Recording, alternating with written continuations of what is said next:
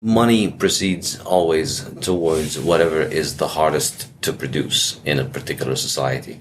Whatever technology makes hard to produce for people at a certain place and time ends up being used as money. Reason effectively why it's gold and not titanium or platinum, and that's why people who talk about titanium or platinum completely miss the point.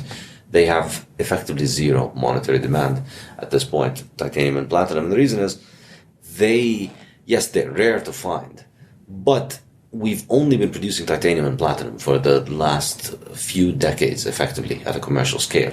These metals were discovered, I don't remember the exact dates, but they're relatively... Yeah, I think it's like mid 1860s, and part of it has to do with the melting point. You know, the melting point's just so much higher than gold. So it's, in terms of the metallurgical abilities that the human race has had, they just haven't previously been feasible to refine. Yeah, and so as a result, we've had a 6,000-year head start of building up a large stock of gold. People were mining gold thousands of years ago in Egypt and in India and in China and all over the world. People have been mining it for God knows how long, and it's widely distributed. So one extra year's production, even with all of our modern technology, is, in the case of gold, it's going to be a small flow compared to the very large stock. Whereas in the case of platinum and titanium, if they do start commanding serious monetary premium, if people start requesting them in significant amounts in a monetary premium, the problem is, even though it's hard to make more of them,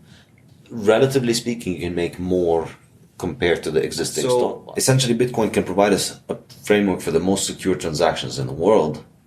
So then, essentially, the cost of a Bitcoin transaction can continue. Effectively, what it's competing with is a gold international settlement payment.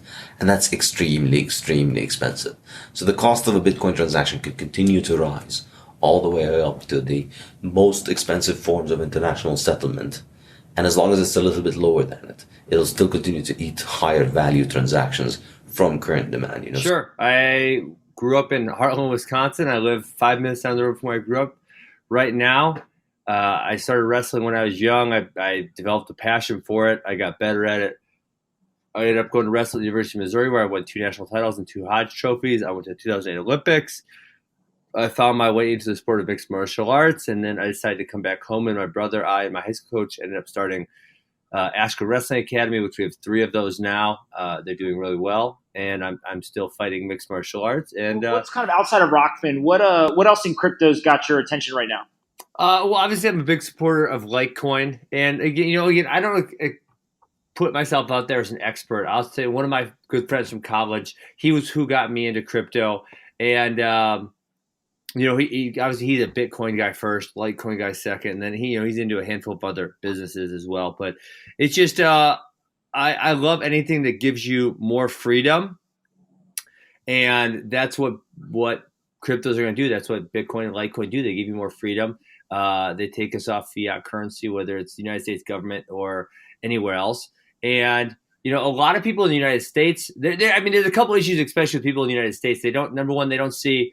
They haven't seen a bank failure in a very long time, or a hyperinflation. Whereas if you go all across the world, it's been many hyperinflations or bank failures in the last 20 years. And then also, if you look at some of especially in Southeast Asia, where I traveled extensively for my fighting career, there's a lot of parts of some of those countries that are unbanked. Literally, they don't have access to a bank, but almost everyone has access to a cell phone network. And essentially, maybe it's not super convenient right now, but I would say within a couple of years, it's going to be super convenient for anyone with a cell phone network to have some type of crypto wallet on their phone and make purchases. So I think, getting those unbanked people onto a crypto network is going to be really, really simple and pivotal towards the future. Got it. Our ancestors moved here in the middle 1800s, actually kind of right around, the time of futures trading that started taking hold in Chicago and the Midwest, right, in the middle 1850s, which is what the CFTC was founded to regulate. The Chicago Board of Trade was incorporated in 1848. It became chartered by the Illinois state government in the 1850s, and it got self-regulatory powers and started actually enforcing standards for the future delivery of commodities. And the CFTC was officially created in the 1970s, but there were prior iterations of it that were part of the Department of Agriculture since the 1920s. So this is in your genes. Yeah, I guess you could say that. But I'd always been fascinated by it. That a 10-page, 11-page white paper could be the basis for forming, in my view, what is I think the first, instantaneously purchasable, globally accessible commodity. I don't know anything else that has that characteristic. Yeah. And I think it's fascinating. I think it's absolutely fascinating. I've always said there can be a very strong debate about what the value of Bitcoin is, but to me, it is unquestionably worth something. That to be able to cryptographically prove that a digital item has unique ownership it is valuable. Yes, but, wow. You look at credit card companies. Their biggest expenses are on branding and on fraud. Marketing and fraud. Well, you don't have the branding issues around Bitcoin, and you have a pretty robust anti-fraud detection system with the decentralized nature of the verification process. Well, not a single. If you actually know how to trade, you'll recognize that high frequency, low latency is not important in crypto. Not yet. It might be at some point, but not yet. You know what's more important? Determinism.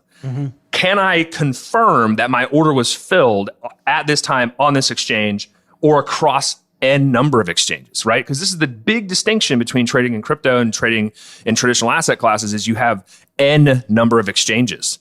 And the price discrepancies are different between those. And also your operational risk between, say, trading on, I don't know, do you see the news with Poloniex recently? Like trading on Poloniex versus Binance versus Coinbase. How do you factor that into a model?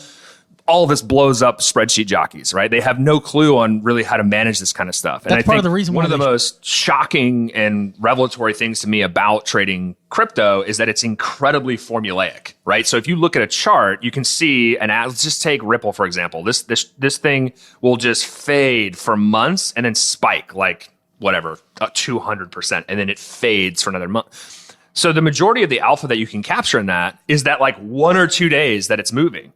And if you just happen to be sitting in front of your computer at the right moment when that's happening, then you can capture that value. Guess what's really good at doing that?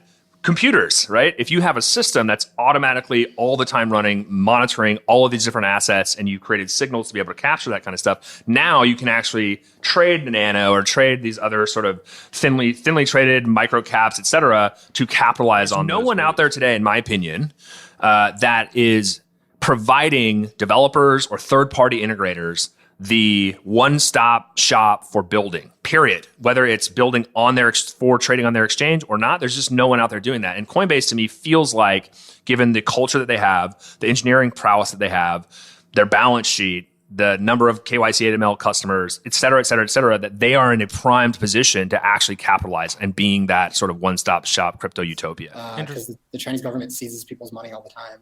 And they also make it very hard to move money overseas. And so I think they're like the understanding of sort of why Bitcoin is cool is deeper in China. And that's like without touching any of the stuff that you mentioned that Arjun brought up about like, maybe there's more enthusiasm for altcoins over Asia or IEOs. I think just sort of the base level understanding of why crypto is interesting is super high in Asia. I think I want to explain about like what the actual fundamental mentality is. Like here, probably in Asia, China, so specifically like China and like Korea.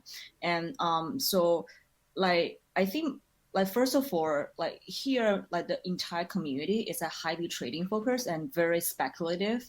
And so the mentality is more like a gambling mentality, right? And like the social economic reason for that is, and over past like 20, 30 years, and like the social mobility has been pretty just like, so like has been pretty plateau. And so like all these like middle classes and just like working classes of like Chinese and like Korean. And so they basically have to think about how to climb up this social ladder, right? Just a social class ladder. And so like they basically consider like crypto as like as a potential opportunity, like just for them like to get rich quickly.